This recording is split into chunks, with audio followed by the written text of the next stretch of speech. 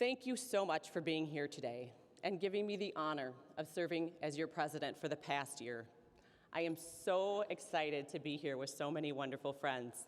Latonia, we finally figured out how to get Jack to a national conference.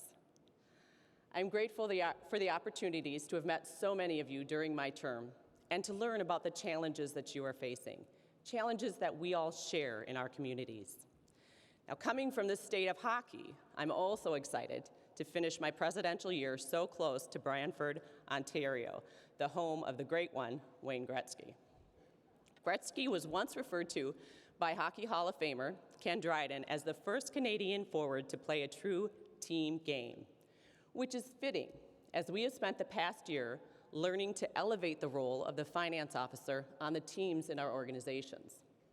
Over the past year, we've been finding new ways for finance officers to become more engaged in our organizations, to become a more active profession and destination for new employees, and to fully realize the potential of all government finance professionals.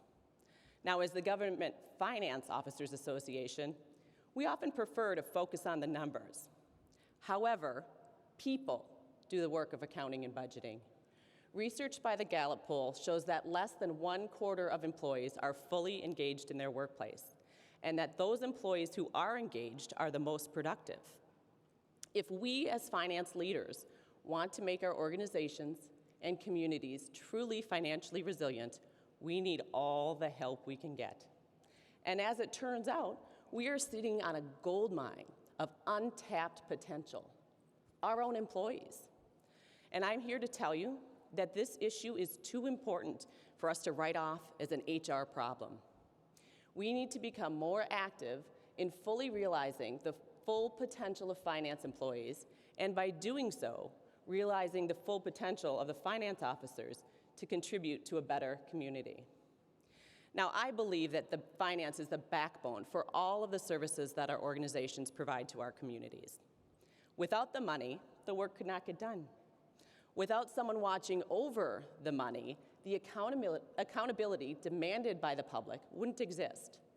Our residents rely on us to take care of the money that they spend on the services that we provide. We are all responsible for ensuring the strength of our profession for years to come. This strength will come by working toward becoming full partners in our governments. Over the past 2 years, we have talked about resiliency, financial resiliency, and the resiliency of our workforce. We need to prepare our communities for their future. Resources continue to be constrained, which I don't know about you, but I don't see that changing anytime in the future. Because this is the case, it is important that we use our expertise to help communities plan for the future. We also need to be actively engaged as our professional organization plans for the future. Now, several years ago, the GFOA board began discussing succession planning with Jeff Esser, the organization's executive director for the past 34 years. Now, that planning was timely.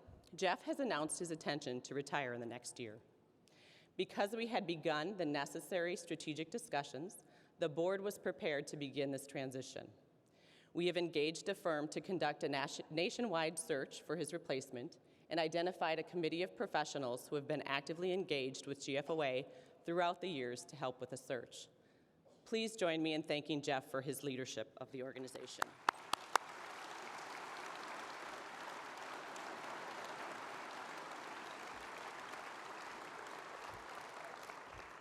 Thank you, Jeff. He keeps working, doesn't he? In our home communities, we need to prepare for the future as well. Let's face it, the challenges we have in our organizations are more complicated than ever before, and the pressure to address those challenges head-on grows every single year. If we are going to face those challenges, we need to plan for the future and be at the table with our agency partners. Now, once we get to the table, we have to be fully engaged in the decision-making process. It's time to do more than just say no to other departments. We need to learn how to use our analytical abilities to help departments prioritize their needs and find innovative ways to provide services to our residents. Now, in order to do this, we will need to change the way the finance function is viewed within our organizations. Now, Changing the role of the finance officer in the organization and planning for the future can be daunting. But we have never been the types who shy away from a challenge now, have we? We won't be able to change the way we interact with our colleagues overnight. But we need to start developing these relationships now so that when the difficult decisions are being made, we will be brought into the conversation early to figure out how to arrive at a solution rather than clean up a mess after a decision is made. Over the past year, I've been working with a task force of finance professionals across the United States and Canada to help develop information to assist in making this change. We started our efforts learning more about how to engage the millennial generation, but quickly found that the principles that we need to put into play for the younger generation apply to those of us in the young at heart generations as well.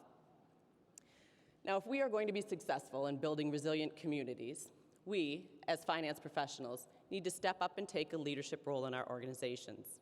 We have to become more engaged with our colleagues in other departments, and it's time for us to become the partners that help find solutions to the difficult problems we face.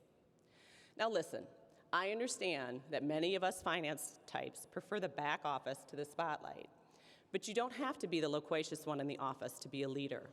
Rather, when the finance staff becomes fully engaged in the government's decision-making and planning for the future, we become the quiet leaders that our organizations and our communities need us to be.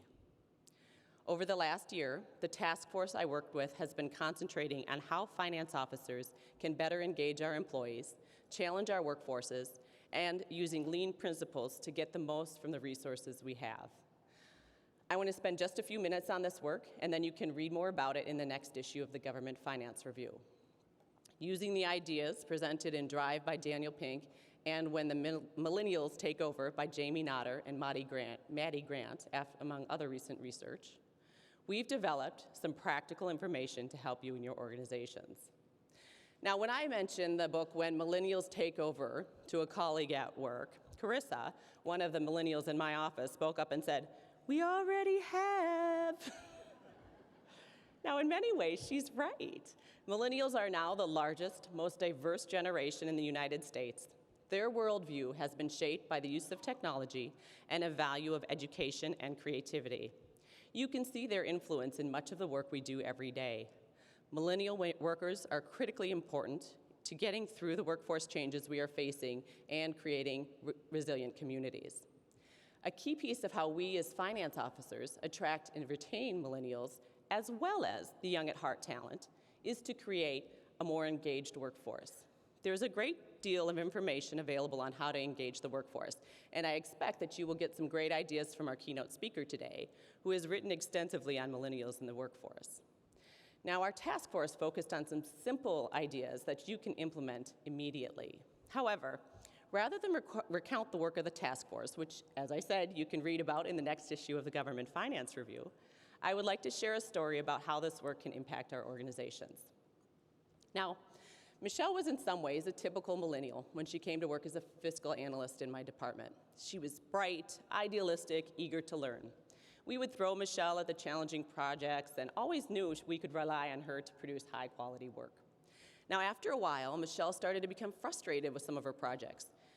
She seemed to be running into the same problems and, frankly, was a bit tired of the monotony of the budget process. So how do you keep such a high-performing employee engaged in the work? I was approached by a colleague who was supposed to do a presentation at a national conference but was unable to make the commitment. Would I consider asking Michelle to do it? At first, Michelle was concerned about whether she had enough experience to teach others about the topic. Could she overcome her introverted nature to present to a large audience? Now, in the end, the answers to both of these questions was a resounding yes. Now, we didn't ask Michelle to work on this at home. We helped her brainstorm and listen to her presentation. As a work group, we were all invested in her success. And her presentation at the National GFOA conference a few years ago was well received, and Michelle had a newfound confidence that she could rise to meet the challenges put before her. She also had a deeper understanding that her colleagues and supervisors valued her perspective and had confidence in her abilities to succeed. Now, Michelle has continued to move forward in the finance profession and recently participated in a leadership program to further the development of her skills. She is and will be exactly the kind of creative, motivated leader that we need in the finance profession now and in the future. Her passion and commitment to public service will continue to benefit our profession for years to come. Now, the value of the role of the finance profession will stay with her in whatever path she chooses. I am proud of what Michelle has already achieved and am excited to see what is in store for her. Now, that was my story. Now, I'd like to ask you, how will you create your own story? How will you touch the lives of your employees and build a stronger community in the process? Now, some of you may be thinking, what's wrong with these millennials just doing their jobs?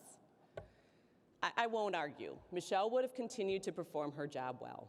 But if we want to ensure that the finance function is at the table when decisions are being made, we need to develop leaders who are fully engaged and can see not just problems, but can help lead the development of finding the solutions to many of the challenges we face. And really, what's the downside of investing in our finance employees? They might leave? Yeah, they might. But I can tell you that an engaged employee is more likely to stay in an environment where they feel valued. And even if that is only for a few years longer than they may have stayed otherwise, how many problems have our organizations faced in the past 3 years? And what's the harm in trying?